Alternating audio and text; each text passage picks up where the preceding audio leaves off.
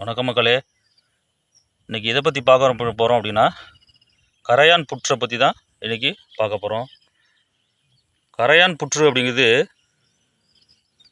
லட்சக்கணக்கான கரையான்களோட உமிழ்நீர், அதோட கழிவுகள், மண் மற்றும் தாவர பொருட்களை கொண்டு கட்டப்படக்கூடிய ஒரு புற்று தான் இந்த கரையான் புற்று.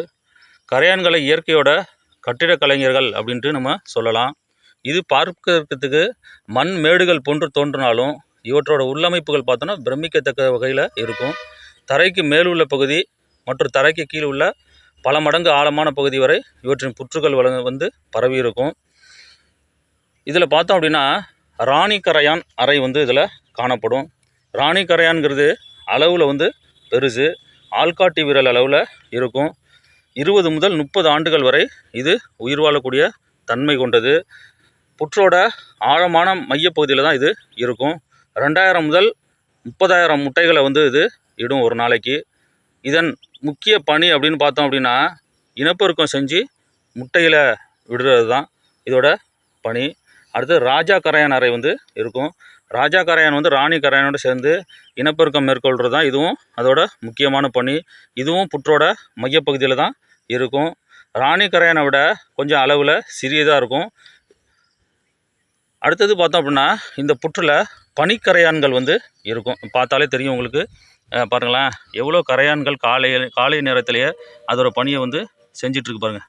பாருங்கள், இந்த புற்றுக்குள்ளே பார்த்தாலே தெரியும். கரையான்கள் அதோட பணியை தொடர்ந்து இதில் செஞ்சிட்ருக்கு பாருங்கள்.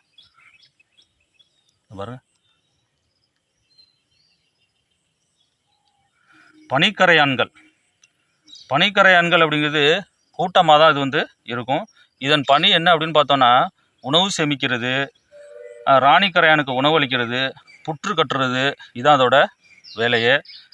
அடுத்து படைக்கரையான்கள் இதில் இருக்கும். இது புற்றோட பாதுகாப்பு, எதிரிகளிடம் தனது கூட்டத்தை பாதுகாக்கிறது போன்ற வேலைகளை தான் இது செய்யும். அடுத்து காளான் தோட்டங்கள் இதில் இருக்கும். கரையான் புற்றில் உள்ளே பார்த்தோம் அப்படின்னா இயற்கையாகவே சிறு புற்றுகள், சிறு புற்கள் மற்றும் மரத்தூள் ஆகியவற்றை சேகரித்து பூஞ்சைகளை வளர்க்கும்.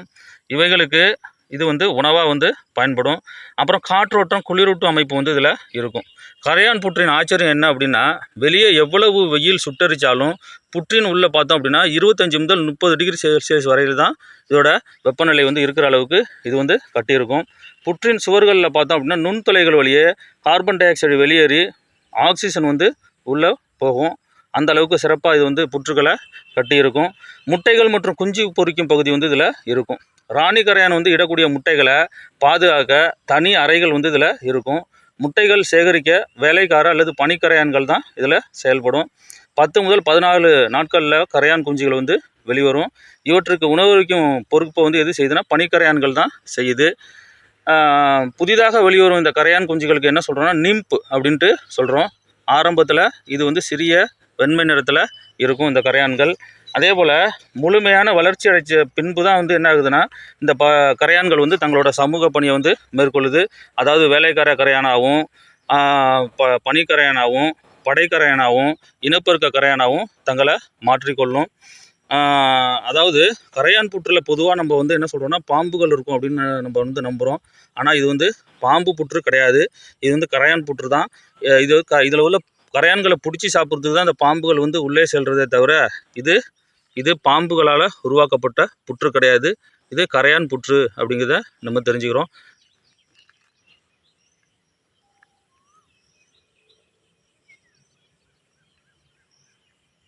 நன்றி, வணக்கம் மக்களே.